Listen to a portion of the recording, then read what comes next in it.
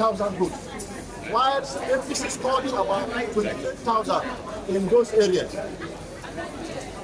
Now, in Southern Nigeria, in Ward 4, Ward 13, 14, 15, 16, and 17, over 55,000 votes that was scored by APC was cancelled.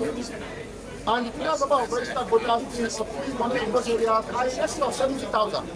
And now, what INEC was supposed to do at this stage was to look at the matching of lead candidates. Because the matching of lead between PDP and APC is about 65,000, while the number of registered voters of people collected in areas election did not go or was cancelled is in excess of 100,000.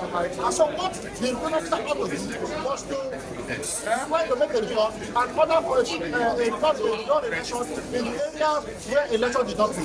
But unfortunately, without even looking at the mention of that it was trying in the paragraph 62 of the INEC regulation and guideline for election, he has gone ahead in total defiance and violation of the INEC regulation. He has gone ahead to declare the winner.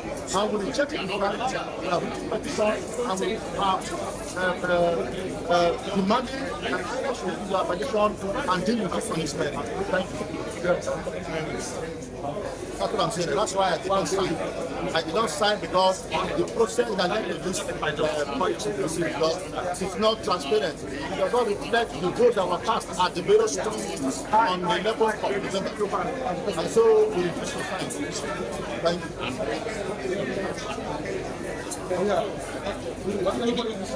Thank you.